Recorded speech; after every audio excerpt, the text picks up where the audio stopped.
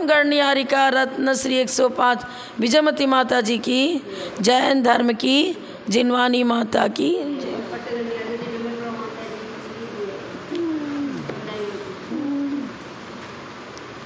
मंगलाचरण निकालो, छोड़ दो, कोई बात नहीं।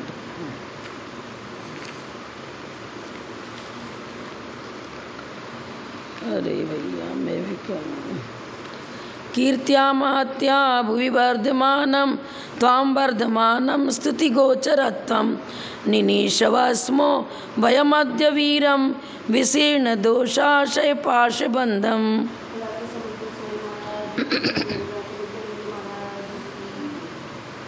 श्लोक नंबर 48। दृष्टागमाभ्याम अविरुद्ध अर्थ प्ररूपणम युक्त्यनुशासनम ते प्रतिक्षणम स्थिति उदय व्ययात्म तत्व व्यवस्थम सदियार्थ रूपम।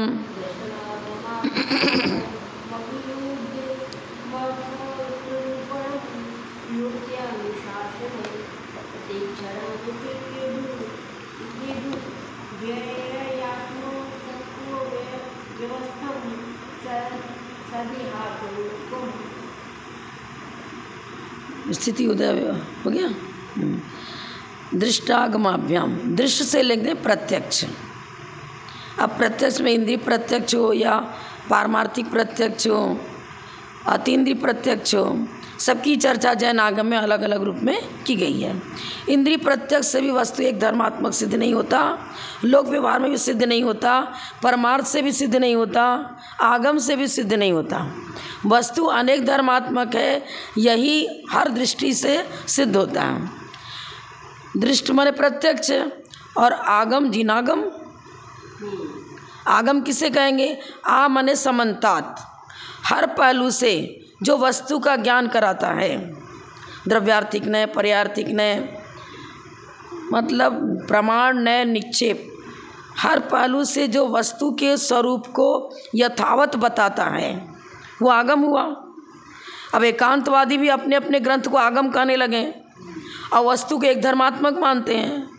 वस्तु एक धर्मात्मक है ही नहीं तो उनके सिद्धांतों से सिद्ध कैसे होगा?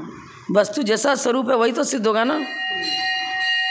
तो आगम किसे कहेंगे? वीतराग भगवान के द्वारा प्रणीत, जिसमें पूर्वापर विरोध नहीं पाया जाता, जो संशय पर्यानध्यवसाय से रहित है, अव्याप्ति अतिव्याप्ति असंभव दोष से रहित है, ऐसे वचन को ही आगम कहेंगे। जिसमें पूर्वापर विरोध आता है वो आगम नहीं है। सांख्य, न्यायिक, वैशेषिक, अन्य मत वाले अपने सिद्धांत को आगम कहें तो आगम तब सिद्ध होगा जब वो पूर्वापर विरोध रहित हो, जब वो संशय पर्यानध्यवसाय दोष से रहित हो, अव्याप्ति अतिव्याप्ति असंभव दोष से रहित हो। तो प्रत्यक्ष और आगम माने समीचीन ज्ञान। प्रत्यक्ष और आगम से अविरुद्ध, विरोध रहित अर्थ माने पदार्थ की प्ररूपणा। पदार्थ 6 द्रव्य 7 तत्व 9 पदार्थ हैं, उनकी प्ररूपणा यदि प्रत्यक्ष और आगम से अविरुद्ध है तो उसको मान्यता दी जाएगी, अन्यथा नहीं दी जाएगी। ते माने हे जिनेन्द्रदेव, आपका मत युक्ति से अनुशासित है। आगमानुसारणी बुद्धि युक्ति अनुशासित माने हर प्रकार से वो निर्दोष सिद्ध होती है। माने अनुशासन, शासन माने किसको कहेंगे? बाउंड्री, शासित है। उसको बोलते हैं क्या? उद्दंड है, शासन विहीन है। तो शासन विहीनता, उद्दंडता, उच्छृंखलता माने मनमानी जिसको कथन कहते हैं, उस प्रकार का कथन जहाँ नहीं हो उसे अनुशासित वचन कहेंगे। अनुशासित मतलब डिसिप्लिन हिंदी में, इंग्लिश में हाँ, नियम से बंधा हुआ हो। जहाँ पर हर वस्तु व्यवस्थित हो उसे अनुशासित कहेंगे। व्यवस्थित जीवन व्यतीत करना, व्यवस्थित चिंतन, व्यवस्थित आचरण, व्यवस्थित कथन, वो अनुशासन होगा ना। और जहाँ सब अव्यवस्थित है वहाँ पर अनुशासन का प्रवेश ही नहीं है। पर जिनेंद्र भगवान के वचन हर दृष्टि से अनुशासित हैं, युक्ति से, प्रमाण से, प्रत्यक्ष से, परोक्ष से, हर प्रकार से सिद्ध हैं। अर्थ रूपम, अर्थ का स्वरूप भी उत्पाद व्यय द्रव्यात्मक है। अकेला उत्पाद, अकेला व्यय, अकेला द्रव्य, ये चर्चा जिन आगम में नहीं है। यहाँ बता रहे प्रति क्षण हर समय वस्तु त्रयात्मक नजर आती है। उत्पाद व्यय द्रव्य युक्तम सत, सत कहेंगे, सत से पदार्थ लेंगे और पदार्थ का स्वरूप क्या है? उत्पाद व्यय द्रव्यात्मक सत, सत द्रव्य लक्षणम। इसी प्रकार वस्तु का स्वरूप है। पर एकांतवादी कोई मात्र उदय को लेकर बैठते हैं, कोई मात्र व्यय को लेकर बैठते हैं, कोई मात्र द्रव्य को लेकर बैठते हैं। वो नहीं बनेगा ना। वस्तु का स्वरूप ही त्रयात्मक है। दृष्ट अर्थात दर्शन, प्रत्यक्ष, आगम आप्त के वचन, दृष्ट और आगम दोनों से अविरुद्ध अबाधित वचन वाला जो साधन रूप अर्थ से साध्य रूप अर्थ का प्ररूपण है, वह आप भगवान के युक्ति वचन माने गए हैं। क्या बता रहे हैं? साधनात् साध्य विज्ञानम अनुमानम। साधन कौन होगा? अविनाभाव संबंध को लिए हुए। साध्य अविनाभावित्य निश्चितो हेतु। हेतु और साध्य को समझना पड़ेगा ना। साध्य किसे कहेंगे? जिसे हम साधना चाह रहे हैं। तो जिस पॉइंट को हम साधना चाह रहे हैं, जिस विषय को साधना चाह रहे हैं, उसे कैसे सिद्ध करेंगे? सबसे पहले वस्तु अनेक धर्मात्मक है, स्वीकार करें। फिर प्रमाण के द्वारा गृहीत वस्तु को ही न के द्वारा सिद्ध किया जाता है, उसका परिचय दिया जाता है। तो साध्य कौन बनेगा? अनेक धर्मात्मक वस्तु। वस्तु अनेक धर्मात्मक वो साध्य बनेगा। अब नए के द्वारा उस अनेक धर्मों में से किसी एक धर्म को विवक्षित करेंगे और अन्य को गौण करेंगे। इस तरह से नयों के द्वारा उस अनेक धर्मात्मक वस्तु का प्रारूपण होगा। लेकिन हमारा नय भी सम्यक नय होना चाहिए और प्रमाण भी सम्यक प्रमाण होना चाहिए। अब वो तो एक धर्मात्मक वस्तु को मानते हैं, उसको प्रामाणिकता कैसे दी जाएगी? और जो प्रामाणिक ही नहीं है उसको हम साध भी नहीं सकते। हमने साध्य बनाया जीव द्रव्य को। मान लो जीव द्रव्य को हम सिद्ध करना चाहते हैं। अब चार्वाक मत तो कहता है कि पृथ्वी जल अग्नि वायु इनके समन्वय से जीव की उत्पत्ति होती। कहाँ सिद्ध हो रहा है? प्रत्यक्ष देख रहे हैं कि माता पिता के रजवीर के संपर्क से वो मनुष्य का उत्पाद हुआ, त्रियंचों का उत्पाद हुआ और जन्म भी अनेक प्रकार का है। समूर्छन जन्म है, गर्भ जन्म है, उपाद जन्म है। ये सारी सिद्धियाँ किसी भी मत में नहीं होगी। चार्वाक तो छोड़ दो, बौद्ध मत वाला द्रव्य का ही समूल नाश मानता है, आत्यंतिक उच्छेद मानता है। और द्रव्य का यदि समूल नाश हो गया तो फिर जब धागा ही नहीं है, द्रव्य ही नहीं है, तो वस्त्र का निर्माण कहाँ से होगा? और कहता दिख रहा है लेकिन वास्तव में है नहीं, नष्ट हो रहा है। अरे सर्वथा नष्ट नहीं होता है। प्राग भाव प्रध्वंसा भाव के रूप में जो ऐसी व्यवस्था जैन आगम में बताई गई है वो बिल्कुल सही सिद्ध हो रही है और आपके यहाँ सिद्धि हो ही नहीं रही है। जब तुम्हारा अस्तित्व ही नहीं है तो तुम्हारा सिद्धांत का अस्तित्व भी कहाँ से आया? वक्ता का ही अस्तित्व नहीं है तो वक्ता के द्वारा प्रतिपादित विषय भी कहाँ सिद्ध होगा? और जिस विषय को सिद्ध करना चाह रहे हो यदि नष्ट ही नष्ट होता चला जा रहा है, रहा ही नहीं, तो सिद्धि किसकी? ग्लास है ही नहीं तो हम ग्लास के अस्तित्व को कहाँ सिद्ध करेंगे? कलश दुनिया में कहीं है ही नहीं तो उसकी सिद्धि कहाँ से होगी? सर्वथा भाव, अत्यंता भाव जिसका है, अत्यंता भाव हमारे यहाँ स्वीकार किया गया। कैसे स्वीकार किया गया है? एक द्रव्य का दूसरे द्रव्य में अभाव है। हम भी जीव द्रव्य, आप भी जीव द्रव्य हो, लेकिन मेरे जीव द्रव्य का अस्तित्व हम में ही है। स्वचतुष्टय से अस्थि है, पर चतुष्टय से हम नास्ति हैं। बौद्ध मत अभाव को स्वीकार करता है, पर अभाव की चर्चा जैन मत में जैसे की गई है उस प्रकार से तो वस्तु व्यवस्था बनती है, अनुशासित है उनका वचन। लेकिन सांख्य में, न्यायिक में, वैशेषिक में, बौद्ध में घटित नहीं होता है। ये बात है। अर्थव्यवस्था जैन आगम में युक्ति से भी अनुशासित है, हर प्रकार से सिद्ध है वो। माने दोष अनुशासन माने निर्दोष। जिन वचन के अनुसार जो कथन होता है वह युक्ति संगत है, इसलिए वही युक्ति अनुशासित है। अन्य का वचन न युक्ति से न प्रमाण से कैसे भी सिद्ध नहीं होता है। तो क्या बता रहे हैं, सामर्थ्य से अर्थ का प्ररूपण या प्रतीति होती है। अब जैसे कोई अग्नि ठंडी है, उदाहरण क्या देता है, द्रव्य होने से, उदाहरण दे रहे हैं अन्य मत का। किसी ने साध क्या बनाया, उसने साध बना दिया, अग्नि ठंडी होती है। क्यों? द्रव्यत्वात्, द्रव्य होने से, जो जो द्रव्य होता है वह ठंडा होता है। अग्नि भी द्रव्य है, इसलिए अग्नि भी ठंडी है। कैसे बनेगा? सब दोष आ रहे हैं। सबसे पहले असंभव दोष आ रहा है, अग्नि ठंडी होती नहीं, पहली बात तो आपने जो होती दिया द्रव्यत्वात्, ये द्रव्यत्वात् हेतु तो सद्रव्य लक्षणम इसके साथ सिद्ध होगा। जो जो सत है वो द्रव्य है, जो द्रव्य है तो सत अवश्य है। समझ में आया ना? सद्रव्य लक्षणम, हाँ यहाँ बनेगा। लेकिन अग्नि ठंडी आपने साध गलत बनाया। प्रत्यक्ष से, अनुमान से, आगम से, किसी से भी यह सिद्ध नहीं होता कि अग्नि ठंडी है। इसी प्रकार किसी प्रकार यह सिद्ध नहीं होता कि वस्तु एक धर्मात्मक है। सीधा सीधी बात है, दृष्टांत से सिद्ध कर रहे हैं ना वस्तु को। अब देखो, आप सुन लो, फिर आपने पुस्तक नहीं सुना तो क्या करा। प्रत्यक्ष और आगम से अविरोध रूप, अविरोध माने जिसमें किसी प्रकार की बाधा ना आवे, इस प्रकार से अर्थ का प्ररूपण जिनेंद्र देव के द्वारा किया गया है। आपने आलापत्ति पढ़ी, न्याय ग्रंथ और भी पढ़े, न्याय दीपिका पढ़ी।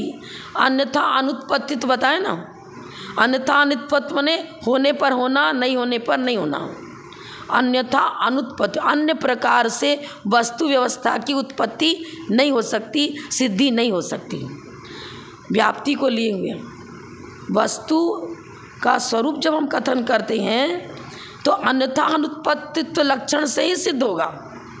जहाँ जहाँ जीव है वहाँ वहाँ चेतना है, जहाँ जहाँ चेतना है वहाँ वहाँ जीव है, और जहाँ चेतना नहीं है वो अजीव है। माने अस्थि नास्ति दोनों प्रकार सिद्ध करेंगे ना। पुद्गल को जीव नहीं कहेंगे, क्यों? उसमें चेतना नहीं पाई जाती। जहाँ जहाँ चेतना नहीं है उसमें जीवत्व की सिद्धि नहीं होती है, और जहाँ जहाँ चेतना है उसमें जीवत्व की सिद्धि होती है। यही तो अन्यथा अनुत्पत्तित्व है, होने पर होना और नहीं होने पर नहीं होना। और इसी को उन्होंने दूसरे शब्दों में युक्त्यानुशासन शब्द दिया है। युक्ति से, प्रमाण से, आगम से, हर प्रकार से वस्तु को जो उसके स्वरूप को व्यवस्थित कर दे, अव्यवस्था न बने। जिन वचन में अव्यवस्था कहीं भी नहीं देखी जाती है, सही आगमानुसारणी बुद्धि युक्ति सही बैठे, यथार्थ बैठे, हर दृष्टि से जहाँ यथार्थता मौजूद हो उसे कहेंगे युक्ति अनुशासन। युक्ति से अनुशासित है, बंधा हुआ है, हाँ बंधा हुआ है।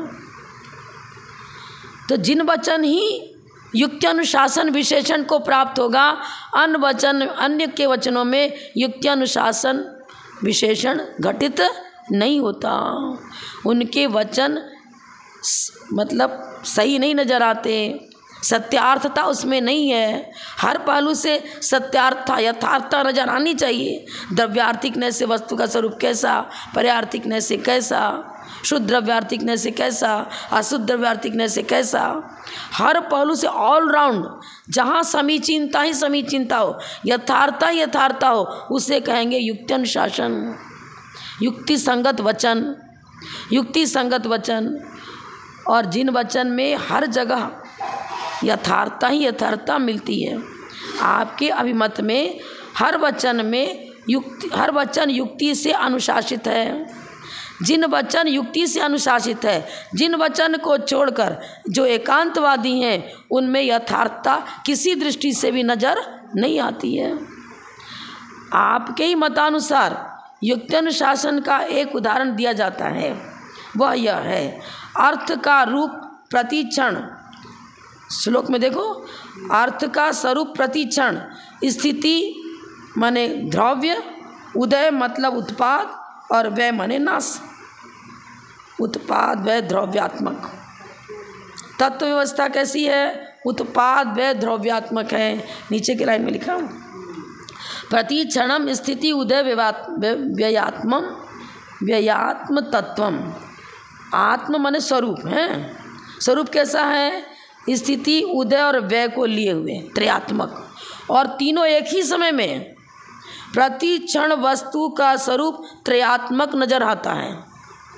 ये नहीं जिस समय उत्पाद है उस समय व्यय न हो, जिस समय व्यय है उस समय उत्पाद न हो। समय भेद नहीं पड़ता। आपने दीपक जलाया, जैसे दीपक जला उसी समय अंधकार का नाश और उसी समय प्रकाश की उत्पत्ति, और द्रव्य भी मौजूद है। बाती मौजूद है, घी भी मौजूद है। वो दीपक जिसमें आपने घी रखा वो मौजूद है।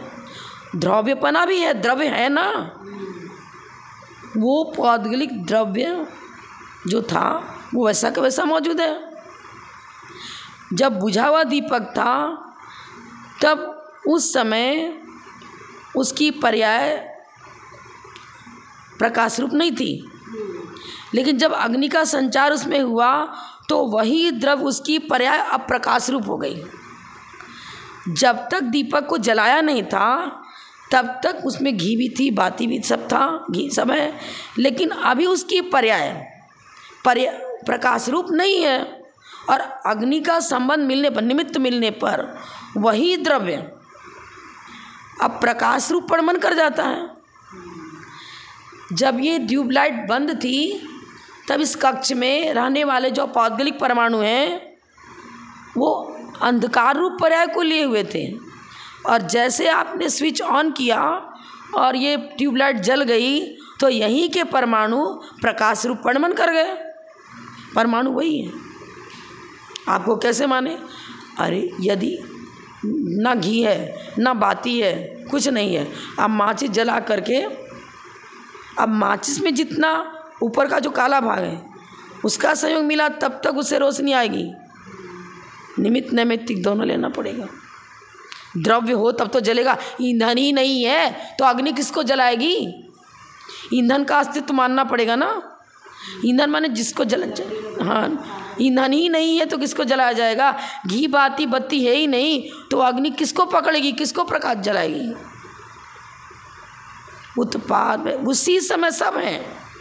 घी बाती भी मौजूद द्रव्य है। वही द्रव्य जो पहले प्रकाश रूप पर्याय में नहीं था, वही अग्नि का संचार जब हमने माचिस से किया तब वो प्रकाश रूप पर्याय को प्राप्त हो गई। द्रव्य का अस्तित्व भी स्वीकार करना पड़ेगा। और एक ही समय में, मतलब जिस समय उत्पाद उसी समय व्यय, उसी समय द्रव्य, उसी समय प्रकाश का उत्पाद और अंधकार रूप पर्याय का अभाव और द्रव्य मौजूद है। उत्पाद व्यय द्रव्यतम सत, जिसकी चर्चा करेंगे अस्तित्व के रूप में चर्चा कर रहे हैं ना। हम चर्चा कर रहे हैं कि यह पुस्तक है, ठीक है, ये पर्याय की चर्चा हो रही है। यह पुस्तक है, ये एक स्कंद रूप पुद्गल की पर्याय की चर्चा हुई। ये पुस्तक का निर्माण द्रव्य से हुआ ना, और द्रव्य अभी भी मौजूद है। वस्त्र रूप पर्याय को स्वीकार करे और उसमें सूत का अस्तित्व स्वीकार न करे तो वस्त्र का अस्तित्व कहाँ सिद्ध होगा? इसमें धागा मौजूद है ना अभी भी। तो धागे का सर्वथा अभाव पूर्वक कोई वस्त्र आएगा क्या? मानना ही पड़ेगा। और ये भी मानना पड़ेगा कि जिस द्रव्य से इस वस्त्र का निर्माण हुआ है उस द्रव्य में की पूर्व पर्यायों को स्वीकार करोगे।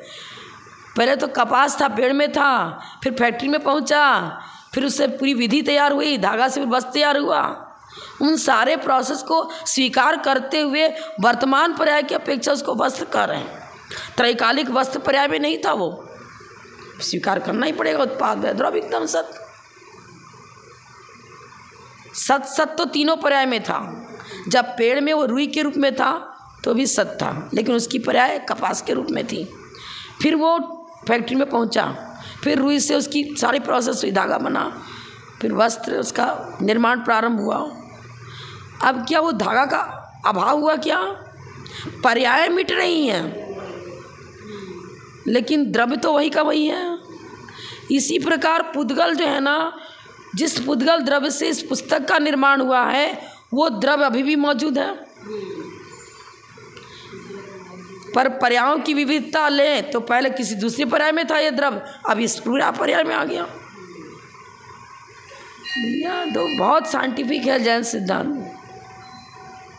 द्रव्य गुण पर्याय को परस्पर निरपेक्ष स्वीकार करोगे, निरपेक्ष तो गलत हो जाएगा, और द्रव्य गुण पर्याय को सापेक्ष स्वीकार करो, सब बच जाएगा, सीधा सीधी बात है। फिर से श्लोक देखना है क्या, दृष्टागमाभ्याम क्या है, तृतीया विभक्ति द्विवचन।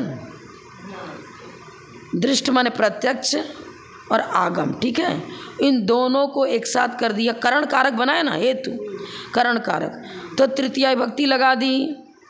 यदि पंचमी लगाते हो तो हेतु में पंचमी विभक्ति लगती है। साधन किसको कहेंगे, जिससे कार्य को साधा जाए, तो करण कारक हो गया। अब हेतु दे रहे तो पंचमी भी लगाओ तो भी चलेगा, क्योंकि आप देखो देवाद देवाभ्याम देवेभ्य आ रहा है ना, द्विवचन में वही आ रहा है, यहाँ भी वही आ रहा है। देखो कितनी बुद्धिमत्ता है, अगर करण साधन बांधते हैं तो भी सिद्ध होता है। यदि हेतु पंचमी भक्ति का प्रयोग कारक प्रकरण में, व्याकरण में हेतु में पंचमी भक्ति का प्रयोग किया जाता है, तो उससे भी सिद्ध हो रहा है। यहाँ पर दृष्ट और आगम दोनों ही प्रकार से जैन आगम अविरुद्ध ठहरता है। आगम की दृष्टि से भी हम जब जैन मत को लेते हैं तो वस्तु व्यवस्था बिल्कुल सही बनती है। इंद्रिय प्रत्यक्ष से सांव्यावहारिक प्रत्यक्ष कहो, अतीन्द्रिय प्रत्यक्ष कहो, आगम कहो, अनुमान कहो, सब जो भी ले लो आप, प्रत्यक्ष और परोक्ष दो प्रमाण माने गए, फिर प्रत्यक्ष के भी भेद किए, फिर परोक्ष के भी अनेक भेद किए। उन सब भेदात्मक किसी भी दृष्टि से देखो, जैन आगम में कहीं विरोध नहीं आता। अविरुद्धम अर्थम, दृष्ट आगमाभ्याम अविरुद्धम अर्थम, अविरुद्धम प्लस अर्थम, अर्थ माने पदार्थ, पदार्थ का स्वरूप हर दृष्टि से अविरोधी है, कहीं किसी प्रकार का विरोध नहीं आता है, दोष नहीं आता है, अव्याप्ति अतिव्याप्ति असंभव दोष कहीं नज़र नहीं आता, और संशय परे अनध्यवसाय दोष भी कहीं नज़र नहीं आता। इसलिए जैन मत सर्व प्रकार से अविरुद्ध है, पदार्थ की व्यवस्था भी सटीक है, यथार्थ है। अविरुद्ध माने यथार्थ, यथार्थ पर रूपण है। इसीलिए जैन आगम में युक्ति अनुशासन विशेषण का प्रयोग करना व्यवस्थित सही है, और अन्य के साथ ना युक्ति ठहरती है ना उनका सिद्धांत सही बनता है। उनके सिद्धांत में यथार्थता नहीं, इसलिए अनुशासन नहीं, और युक्ति से घटित नहीं होता तो युक्ति संगत भी नहीं। जैन वचन का ही ये विशेषण घटित हो सकता है। कौन सा विशेषण? युक्ति अनुशासन। आपके वचन युक्ति से अनुशासित हैं, हर प्रकार से अनुशासित हैं, यथार्थता को लिए हुए हैं। क्यों? हमने जैन मत में वस्तु को प्रति क्षण त्रयात्मक स्वीकार किया है, उसमें द्रव्य भी उसका अंश है, उत्पाद भी अंश है, व्यय भी अंश है, और तीनों अंशों का एक साथ व्यापक भाव को लिए हुए वस्तु त्रयात्मक है। व्यापक भाव, ये नहीं त्रयात्मक तीन चीज़ मिला दी।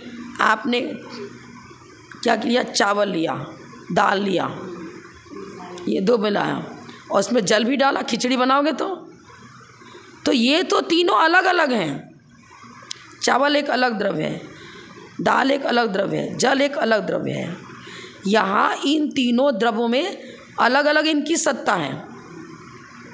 चावल अपने स्वचतुष्टय को लिए हुए स्वतंत्र द्रव्य है, दाल अपने स्वस्वरूप को लिए एक स्वतंत्र द्रव्य है, जल अपने स्वरूप को लिए स्वतंत्र द्रव्य है। क्या उत्पाद व द्रव्यात्मक सत्य में जो हम वस्तु स्वरूप का निरूपण कर रहे हैं, क्या इस प्रकार भिन्न भिन्न द्रव्य की चर्चा है क्या? नहीं, ये तीनों ही उत्पाद व द्रव्य तीनों त्रयात्मक वस्तु के स्वरूप हैं, और जो स्वरूप होता है वो त्रैकालिक होता है। और खिचड़ी त्रैकालिक पर्याय नहीं है। वो तो पहले दाल अलग रखा था डिब्बे में, चावल अलग डिब्बे में रखा था, जल अलग आपके पात्र में था। आपने प्रयास किया, पुरुषार्थ किया, अपने लक्ष्य के अनुसार आपने खिचड़ी तैयार कर ली। क्या ऐसे कोई जीव द्रव्य तैयार किया जाता है क्या? जीव द्रव्य का निर्माण होता है क्या? पुद्गल द्रव्य का निर्माण होता है क्या? स्वरूप ही है सद्द्रव्य लक्षणम उत्पाद व द्रव्यतम सत्। संयोग संबंध नहीं है, संश्लेष संबंध नहीं है, व्यापी व्यापक भाव को लिए हुए गुण परे व द्रव्यम द्रव्याश्रया निर्गुणा गुणा। ये तो ऐसा बीज रूप सूत्र है, तत्वार सूत्र। पूरे धवला महाधवला के निचोड़ को रख करके उमा स्वामी ने बीज के रूप में, जब बीज बुद्धि बोलते हैं ना, कोष्ठ बुद्धि बीज बुद्धि, ऐसे प्रत्येक सूत्र के अंदर उनकी वो बीज बुद्धि छिपी हुई है, जिसका आधारशिला जिसको बोलते हैं, शिलान्यास जिसको बोलते हैं, पूरे द्वादशांग का शिलान्यास उमा स्वामी आचार्य ने अपने सूत्रों में ग्रथित किया है। उत्पाद किसी द्रव्य का उत्पाद नहीं हुआ, व्यय द्रव्य का व्यय नहीं हुआ। क्रमवर्तिना पर्याय अन्वयनो गुणा। वो ये बता रहे हैं प्रति क्षणम स्थिति उदय व्यात्म। प्रति क्षण क्यों लगा दिया? किसी भी समय देखो, किसी पदार्थ को देखो। अभी हमारे वर्तमान में ये चश्मा हमारे द्रव्य, मान लो इसको हमने स्वीकार किया, ये द्रव्य तो त्रैकालिक ही है, लेकिन चश्मा रूप पर्याय त्रैकालिक नहीं है। लेकिन इसमें भी, इसमें अर्थ पर्याय की अपेक्षा अगुरु लोग गुण के निमित्त से जो प्रति समय होने वाला अर्थ रूप परिणमन है वो इसमें मौजूद है। अनेक समर्थी पर्याय को व्यंजन पर्याय कहते हैं और प्रति समय होने वाले परिणमन को अर्थ पर्याय कहते हैं। इस समय ये पुद्गल द्रव्य है, गलन पूरण हर समय होता है, हर समय इसमें जो नवीन रूप था वो नवीन रूप उनका हमेशा नहीं बना रहता है। ये जब पुस्तक अभी सफ़ेद नज़र आ रही है, कुछ वर्षों के बाद इसके पन्ने पीले नज़र आ लेते हैं। गलन पूरण होता रहता है हर समय, प्रति समय। हाँ, तो हर समय परिणमनशीलता को स्वीकार कर रहे हैं, लेकिन पर्याय से सर्वथा रहित कोई वस्तु नहीं देखी जाती। और पर्याय देख रहे हैं तो पूर्व पर्याय का अभाव, उत्तर पर्याय का उत्पाद। आपको बताया ना, जिस समय हमने दीपक जलाया, अग्नि का संचार उसमें हुआ, उसी समय प्रकाश रूप पर्याय का उत्पाद और अंधकार रूप पर्याय का अभाव। ये दोनों पर्याय किस में घटित हो रही है? वो दीपक जो हमने बना के रखा है ना, बाती, इसमें घी भी है, घी को पिए हुए वो बाती, जैसे उसमें अग्नि का संचार किया, पहले प्रकाश रहित पर्याय थी उसकी, दीपक की, और अग्नि का संचार होते हुए वही बाती अब प्रकाश रूप पर्याय में आ जाती है। बड़े माता जी बोलती थी, अरे ट्यूबलाइट में तो अग्नि है, अग्नि का स्वभाव प्रकाश देना है।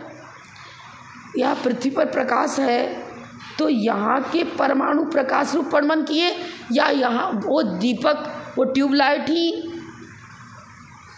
वो निमित्त है? क्या ट्यूबलाइट उपादान है क्या?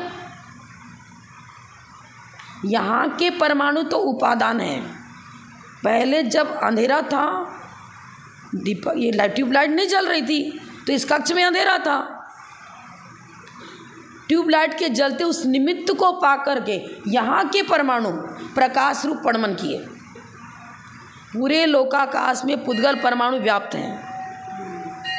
यही के परमाणु इस ट्यूबलाइट की रोशनी का निमित्त पा करके प्रकाश रूप परिणमन किए। जैसे किसी कांच के टुकड़े को ले लो और वैसे प्रकाश की लाइट उसके सामने रखो, हाँ, तो वैसे हाँ, परमाणु यहीं के हैं। पुद्गल की सद्दो बंदो सुमो थूलो संटाड़ वेद तमचाया उज्जो दादव सैया पुग्गल दबस पच जाया। प्रकाश कोई द्रव्य नहीं, अंधकार कोई द्रव्य नहीं।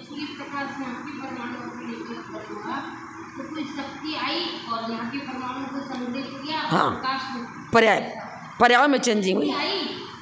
निमित्त के बिना थोड़ी होगा। निमित्त, हाँ, उपादान कारण यही के परमाणु रहे, निमित्त कारण वो ट्यूबलाइट की अग्नि प्रकाश रहा। ये बात। हाँ, अब देखो इसी तरह जीव द्रव्य की सिद्धि करो। निमित्त नैमित्तिक भाव संसार अवस्था में तो चल ही रहा है, सिद्ध अवस्था में भी निमित्त नैमित्तिक भाव नहीं मिटा। आपको कैसे?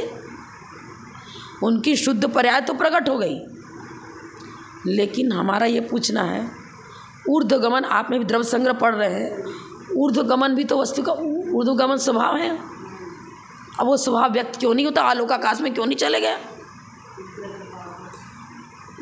आखिर निमित्त कोई काम कर रहा है उनके लिए भी, धर्मास्तिका अभावात। सिद्ध शिला पर वहीं लोकाकाश के अग्रभाग पर ही क्यों विराजमान हो गए? राजवार्तिक में लिखा है, बिना निमित्त के नैमित्तिक की सिद्धि नहीं होती, नैमित्तिक के बिना निमित्त की सिद्धि नहीं, निमित्त के बिना नैमित्तिक की सिद्धि नहीं। दोनों सापेक्ष शब्द हैं, एक के बिना दूसरे जीवित नहीं रह सकते। और निमित्त नैमित्तिक भाव प्रत्येक द्रव्य के साथ घटित होगा, प्रत्येक द्रव्य के साथ घटित होगा। आपको धर्म द्रव्य के साथ कैसे घटित होगा? अरे कैसे नहीं घटित हो रहा है? वो धर्म द्रव्य का स्वभाव क्या है? गति हेतुत्व। चलते हुए जीव और पुद्गल को चलने में जो उदासीन रूप में सहायक होता है उसे धर्म द्रव्य कहते हैं। अच्छा, अब स्वरूप तो उसका है वहाँ ऐसा। अब हमारा ये कहना है कि उसका कार्य लोकाकाश में सीमित है। क्यों? यहीं पर तो वो द्रव्य पाए जाते हैं। जीव और पुद्गल का अवस्थान निवास कहाँ है? लोकाकाश में है। उनकी अर्थ क्रिया भी लोकाकाश पर्यंत ही होगी, क्योंकि अलोकाकाश में ना जीव है ना पुद्गल है, और वो जब है ही नहीं तो वो ना चलते हैं ना ठहरते। किसको चलाएगा, किसको ठहराएगा? बिना निमित्त कुतो नैमित्तिक, निमित्त के बिना नैमित्तिक नहीं होता। प्रत्येक द्रव्य के साथ निमित्त नैमित्तिक भाव को जब हम व्यवहार से चर्चा करते हैं, व्यवहार में चर्चा करते हैं, वस्तु द्रव्य का परिचय तो नयों से ही मिलेगा। यहाँ पर गणनियार का विजयमती माता जी बैठी हैं, एक अपरिचित व्यक्ति आया, वो पूछता है कि आरिका माता जी को थोड़ा परिचय दो, हम जानना चाहते हैं इनके विषय में। पर उनके अंदर अनेक गुणों का पुंज है उनका जीवन। जब हम उनका परिचय देंगे तो किसी एक गुण को विवक्षित करेंगे, अन्य को अविवक्षित करके डालेंगे। इसी प्रकार से प्रत्येक द्रव्य की चर्चा ले लो, कभी उनके तप की चर्चा करेंगे, कभी उनके ज्ञान की चर्चा करेंगे, कभी उनकी और भी जन्म से लेकर उनका जो चर्या रही उस चर्चा करेंगे, तो क्रमिक चर्चा होगी ना। वस्तु स्वरूप भी अनेक धर्मात्मक है।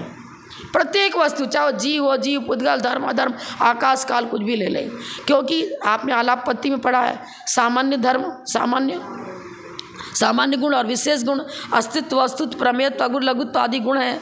लेकिन वो सामान्य की चर्चा भी स्वचतुष्टय पर चतुष्टय से की जाएगी। उस सामान्य धर्म की चर्चा भी, नहीं तो ब्रह्माद्वैतवाद आ जाएगा। एक ब्रह्मा का ही अस्तित्व है और वही सब में व्याप्त है। हमारा ऐसा सद्द्रव्य लक्षण नहीं है। स्वचतुष्टय से मेरा सत अस्तित्व, स्वचतुष्टय की अपेक्षा से मैं अस्तित्व, अपने अस्तित्व गुण को लिए हुए हूँ। आपका अस्तित्व गुण मुझ में नहीं है। आप प्रत्येक द्रव्य भिन्न भिन्न है, द्रव्य अनेक हैं, और प्रत्येक द्रव्य अपने अपने स्वचतुष्टय की अपेक्षा से अस्तित्व और पर चतुष्टय की अपेक्षा से नास्तित्व। तो हमने अस्तित्व वस्तुत्व को सामान्य गुण माना। सामान्य गुण किस अपेक्षा से माना? सप्तभंगी न्याय को लिए हुए, सप्तभंगी न्याय को लिए हुए। और सामान्य गुण की चर्चा भी, प्रत्येक गुण की चर्चा, चाहे वो सामान्य धर्म हो या विशेष धर्म हो, प्रत्येक धर्म की चर्चा सप्तभंगी न्याय से होगी। मैं अपने अस्तित्व को लिए हुए हैं। अस्तित्व गुण तिर्यक सामान्य की अपेक्षा से, देखो तिर्यक सामान्य माने अनेक धर्मों में पाए जाने वाले गुण धर्म को जब चर्चा करते हैं तो उसको तिर्यक सामान्य कहते हैं। हम भी मनुष्य, आप भी मनुष्य, सबके मनुष्य गति नाम कर्म का उदय है, तो मनुष्यत्वपना सब में पाया जा रहा है, ठीक है। लेकिन मैंने मनुष्य गति नाम कर्म का बंद किया, वो नाम कर्म का बंद करने वाला हम आप नहीं। जब तक मेरी बुद्धिमान वो गति का नाम कर्म रहेगा तब तक ही उसमें ठहरेंगे। अगर सबका एक होता तो हमारा बुद्धिमान गति नाम कर्म का अभाव होने पर सबका एक साथ अभाव हो जाता। नहीं, ऐसा होता नहीं। सामान्य धर्म हो या विशेष धर्म हो, प्रत्येक धर्म की चर्चा सप्तभंगी न्याय से चलेगी। अस्तित्व, वस्तुत्व, प्रत्येक वस्तुत्व माने अर्थ क्रिया, जिसके निमित्त से वस्तु में परिणमन होता है, अर्थ क्रिया होती है, उसे हम वस्तुत धर्म कहते हैं। अब हमारी अर्थ क्रिया हमारे अनुसार चलेगी, आपकी अपनी होगी क्वालिटी, अपनी अपनी अपनी अपनी परिणमनशीलता उसके अपने अपने स्वरूप को लिए हुए हैं। जिसमें मेरा जो चिंतन चल रहा है, अर्थ क्रिया मैंने ज्ञान की अर्थ क्रिया मान लो, मेरा चिंतन जो चल रहा है क्या वही चिंतन आपका है क्या?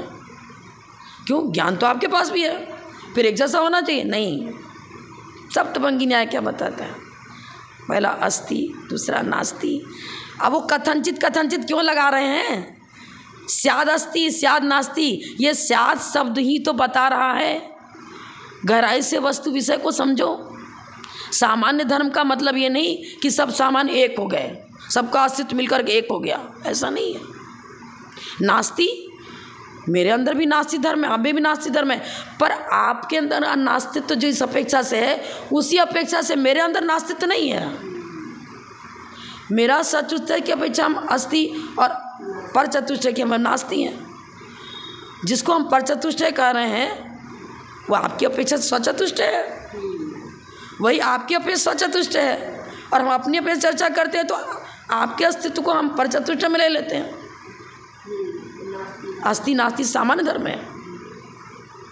सामान्य होते हुए भी हम एक साथ प्रत्येक वाक्य, प्रत्येक पद, प्रत्येक वर्ण सप्तभंगी न्याय को लिए हुए। तब 10 कलश यहाँ रखे हुए हैं, सब मान लो चांदी के ही हैं, ठीक है, लेकिन चांदी गुण धर्म की अपेक्षा से, रजत धर्म की अपेक्षा से जब तिर्यक सामान्य के बारे चर्चा करते हैं तब कहते हैं सब रजत में है। जब उड़ता सामान्य के बारे चर्चा करते हैं, ये चांदी तो ये व्यक्ति लाया था, उसका ये चांदी द्रव्य तो अलग अलग है ना, कोई 1 किलो का है, कोई आधा किलो का है, 1 पाव का, तो भैया वो वेट भी अलग है और वो द्रव्य भी अलग अलग है। इस मुट्ठी में गेहूँ लिया, इस मुट्ठी में गेहूँ लिया, अलग अलग द्रव्य है ना, दाने अलग अलग हैं, द्रव्य अलग अलग है, नहीं द्रव्य ही अलग अलग है। इस कलश की चांदी उसी कलश में मौजूद नहीं है, इस कलश की चांदी उसी कलश में मौजूद नहीं है। वो तिर्यक सामान्य की अपेक्षा हम चर्चा करें रजत में, रजत में, रजत में, बहुत गहराई है।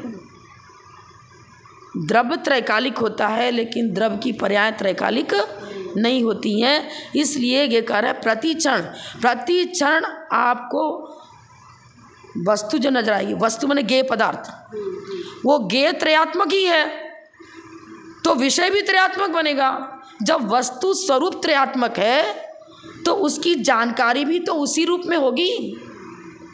भले ही हम परिचय देने के समय जब वचनों से चर्चा करते हैं तब हम एक को विवक्षित करते हैं, अन्य को गौण कर देते हैं। इसीलिए तो सप्तभंगी न्याय की आवश्यकता पड़ी, नहीं तो 2 में ही सब कुछ हो जाता था, अस्ति नास्ति। फिर तीसरा भंग क्यों बनाया? पहला अस्ति स्याद नास्ति, फिर बनाया स्याद अस्ति नास्ति। दोनों हैं और स्वरूप में ना हम किसी को गौण करते हैं ना मुख्य करते हैं। पहला अस्ति क्या बता रहा है? नास्ति पक्ष को गौण किया, स्याद अस्ति।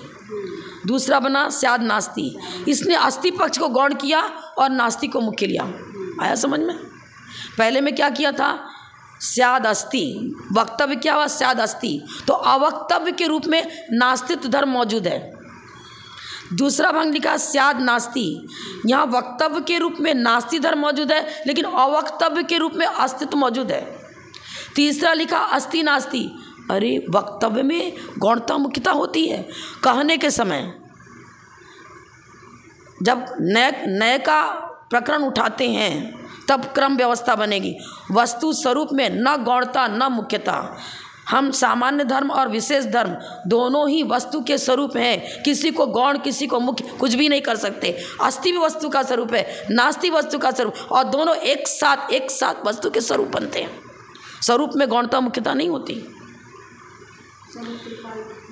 स्वरूप में गौणता मुख्यता नहीं होती। बहुत बड़ी बात हमने कहाँ सीखी? जयपुर में नेमीचंद पाटनी, वो टोडरमल स्मारक वाला, टोडरमल सैद्धांतिक कुछ भी हो, कांजी स्वामी का जो भी प्रवचन हो, लेकिन स्वरूप में वो लोग जिनकी निरी वृत्ति है वो सही प्रतिपादन करते थे।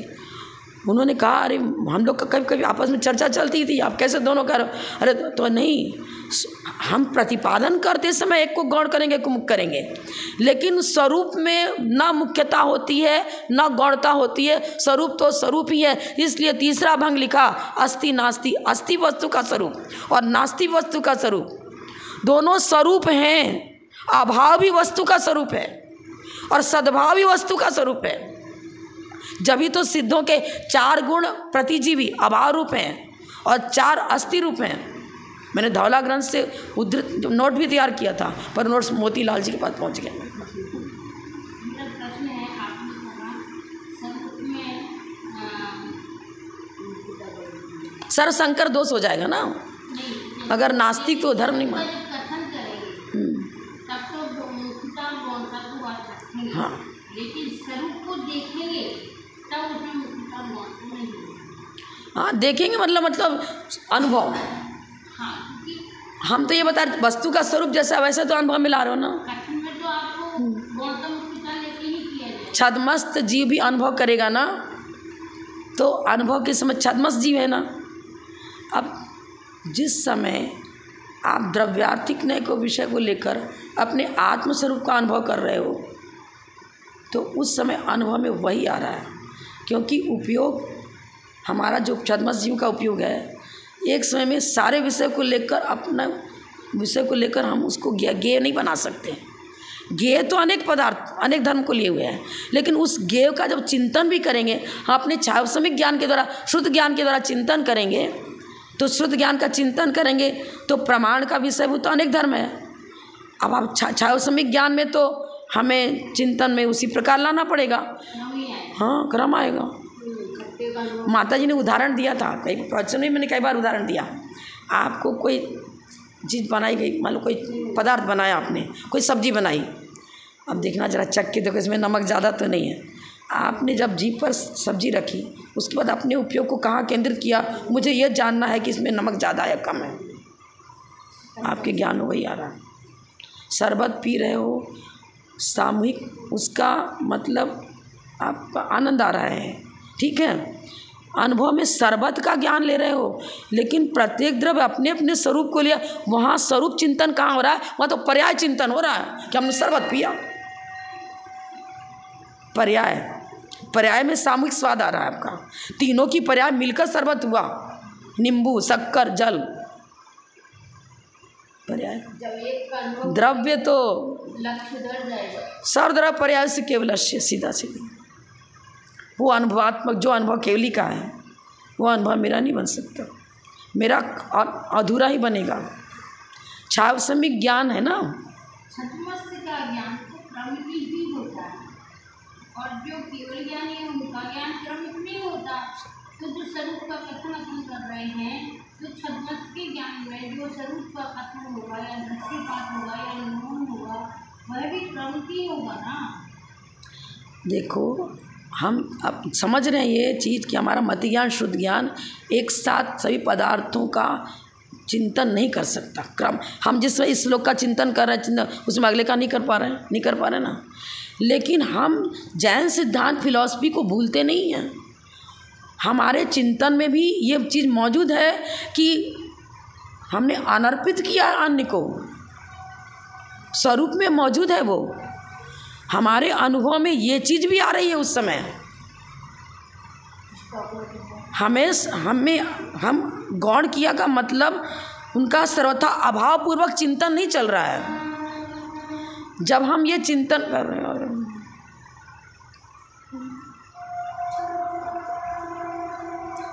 जब हम ये चिंतन कर रहे हैं कि हम एक जीव द्रव्य हैं, कर्मोपाधि निरपेक्ष शुद्ध द्रव्यार्थिक नय से हमने उस विषय को लिया और एकांत में बैठ गए और ध्यान कर रहे हैं, मुझे वही ज्ञान ज्योति नज़र आ रही है। लेकिन हमारी मान्यता में ये भी है कि हम शुद्ध द्रव्यार्थिक नय की दृष्टि से मेरा स्वरूप ऐसा है, लेकिन वर्तमान में जो कर्मजन पर्याय चल रही हैं उनका मुझ में सर्वथा अभाव अभी नहीं हुआ।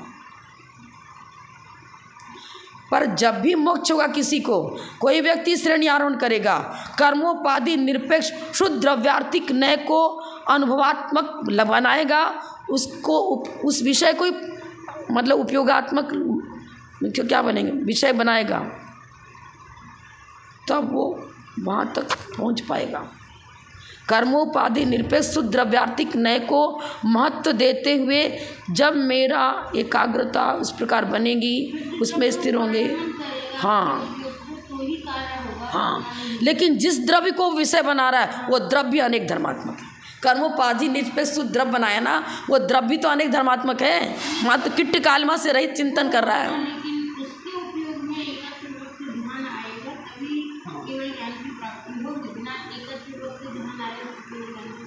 तो अस्ति नास्ति एकत्व विभक्त, अस्ति नास्ति तो आ गया, और क्या आया, एकत्व विभक्त अस्ति नास्ति तो आ गया। एकत्व विभक्त शब्द भी अस्ति नास्ति को ही बता रहा है, ये तो सर्वसंकर दोष आ जाएगा, सब एक हो जाएंगे ना। द्रव्यार्थिक ने को हम पर्यार्थिक ने को लिए बैठे रहेंगे तो मुझे सिद्ध पर्याय चाहिए, मैं सिद्ध हूँ, मैं सिद्ध हूँ, मैं सिद्ध हूँ, ये भी नहीं पर्याय होगा। सिद्ध पर्याय तो सिद्ध भी एक पर्याय है। यहाँ पर जो बोलते हैं जहाँ ध्यान अध्याता देह का भेद ना रहो, उस प्रकार का चिंतन तो कर्मोपाधि निरपेक्ष शुद्ध द्रव्यार्थी नहीं से चलेगा। वो तो मैं सिद्ध हूँ कि मैं संसारी हूँ, मैं तो ये तो पर्याय का चिंतन ही नहीं कर रहा हूँ। मैं न सर्वथा सिद्ध हूँ, मैं न सर्वथा संसारी हूँ।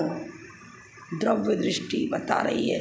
एक व्यक्ति के पास किट्टी कालमा सही स्वर्ण ला के रख दिया, कान से निकाला था सोना, चेक करता है वो देखते था, जिसको अनुभव देख सकता, अरे इतना तो इसमें खोट है, इतना सही है।